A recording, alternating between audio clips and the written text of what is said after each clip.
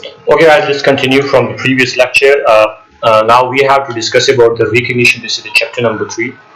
If you remember from the previous video, let me hear. Okay, this is the chapter number 3, conceptual framework, and today is our second lecture. And this topic today we have to discuss about the recognition. That when you will recognize the element of the statement of financial position, by the element we mean the asset, liability, income, expenses, and equity, like that. Okay. First you have to understand that what is recognition, and the recognition is the process of capturing for inclusion in the statement of financial position or statement of financial performance an item that meet the definition of the element. So in simple term, we say that recognition is basically regarding an item like asset, a liability, income, or expenses in the financial statement with a some monetary amount and including it in the totals. So that is called recognition. Now the key point here is only items meeting the definition of the elements, and we have discussed this in a very detail in the previous lecture. So only items meeting the definition of an element. By element we have asset, liability, equity, income, or expenses can be recognized.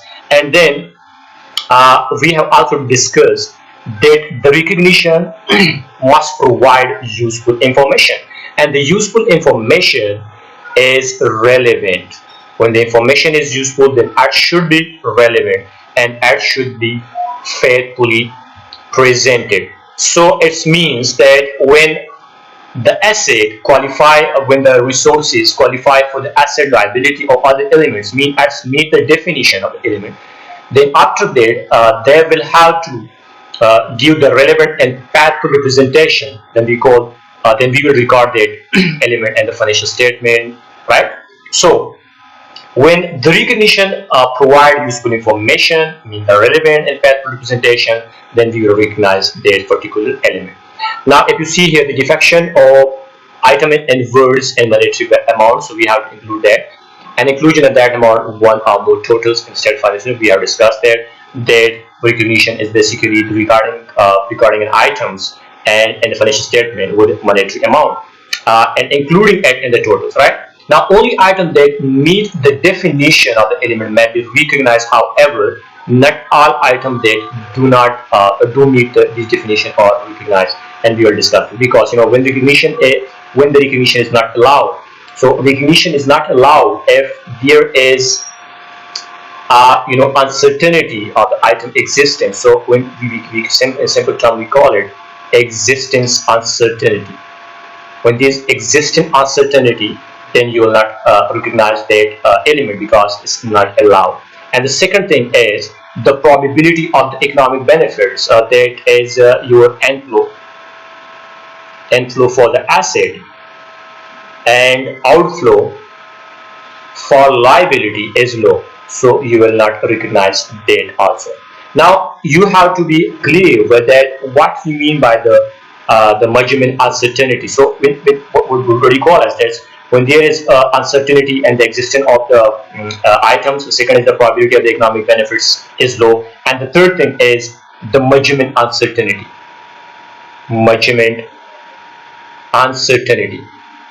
So when the measurement uncertainty is too high,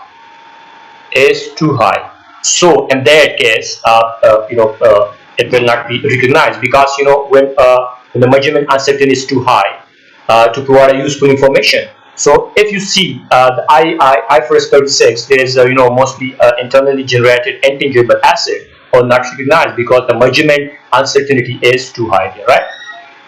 Okay, let's move on. Here is now recognition criteria is very simple. An asset as liability is recognized only if recognizing it, and intersecting income, expenses, or change in equity provide information that is useful. By useful information mean that it should be or must be relevant and faithfully represented. Now recognition may not always provide relevant information. For example, if it's uncertain whether the asset exists, so it means the existing uncertainty When there's existing uncertainty, then you will not go for recognition. The second, that it exists, but the probability of the inflow and output economic is low. So when the probability of economic benefits is low, then you will not go for the recognition. Now, in order to be recognized, an item must be measured. Faithful representation require consideration of measurement uncertainty. By measurement uncertainty, it means that measurement uncertainty happens when the monetary value of the item, like asset or liability, exists and require estimation, mean estimating the future cash flow.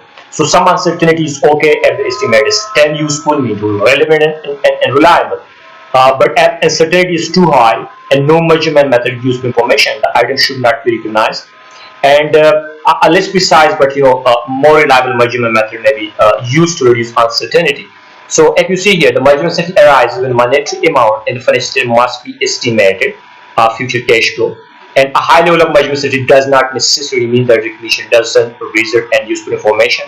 Okay, in some cases, compromise solution is used slightly less relevant measurement basis there. So when there is when there's a compromise solution available, then you will go for that. However, if measurement uncertainty is too high, then no measurement base will provide useful information and item should not be recognized. This is the case for most of the internally generated intangible assets. I hope you have understand the concept. So we have discussed three things when you will not go for the recognition. Number first is uncertainty existence. So when there is uncertainty existence, then you will not go for a recognition. The second thing we have discussed is when the probability of the economic benefit is low. And the third one we have discussed that measurement uncertainty is high to provide the useful information. And the example we have discussed is the mostly internally generated intangible asset that are not recognized. Clear? So let's say we have an example here. An example you will see here.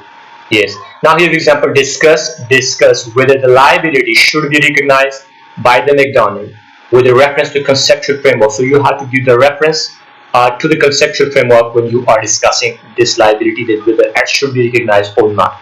Now McDonald agreed to guarantee 100,000 bank loan taken by its subsidiary King.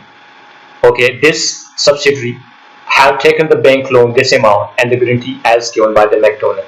Now there is no current indication that the King will default on the loan. So it's mean that the King position is stable and there is no indication that something bad will happen to the King and the loan will default on the loan. So it is forecasted to generate sufficient cash flow to service its debt in the next year. So mean there is stability in the King position and there is no indication that something bad will happen with the King and the King will default.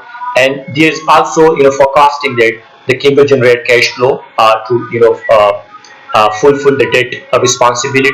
So you have to discuss this in your exam with the reference to conceptual framework. So first you have to write this: the provision of guarantee meet the definition of liability provided in the conceptual framework, being present obligation for that of the McDonald of the entity to transfer economic resources is a result of past event. So this is the definition that you will have to write in your exam. This is the definition you will have to write. It means that the transaction qualify for liability. Now we have to discuss that whether we should recognize that in your financial statement or not. Now in this case, the first event is agreeing to act as a guarantor where the King took loan. So here the McDonald act as a guarantor, and this is the first event when the King took loan and resulting present obligation and contractual in nature, and there is a risk that the McDonald will have to transfer economic resources, repay the debt at the King default. So we have clear now that the first thing is that McDonald acting as a guarantor, and they will provide the loan, they will repay the debt which have been taken by the King, which is the subsidiary, at the King default. But we have discussed earlier in the question that there is no chances of the King default. So what we will do now here, let's check it here. The conceptual framework requires liability to be recognized if recognition provide useful information. So the conceptual framework requires that liability will be recognized if the recognition provide useful information. It's qualified for the liability, but now we have to see whether it's also qualified for recognition or not. So whether it provides useful information if we just write the liability amount in our financial statement is a liability. Now, information that is relevant and provide a faithful representation of the underlying transaction. Now let's see here, recognition may not be relevant if there is uncertainty over the item existing or the probability of the transfer economic resources is low. Now you see, we have discussed earlier, when there is measurement uncertainty, or we have discussed that you will not go for the recognition if there is uncertainty existence. So in this case, uncertainty existence is here because the king position is stable and there is no chances that you will have to pay the amount. Second thing, the probability of the transfer of economic resources. So when the probability of the economic resources is low, then you will not go for the recognition. So the case is simple, because it's stable, the king is stable, and the McDonald will not have to provide that amount. So mean that the transfer of economic resources is low in case of probability. So the probability of the transfer of economic resources is low. In this case, there is no situation that McDonald guarantee will be called upon by the bank, saying king position where it expect to be able to meet all debt services payments, and therefore recognition of liability is unlikely to provide relevant information to the user of the McDonald. So we have understand, first you will write the definition of the liability. The second thing, you will explain that whether the transaction qualify for the liability or not. Okay, in this case it's qualified for liability.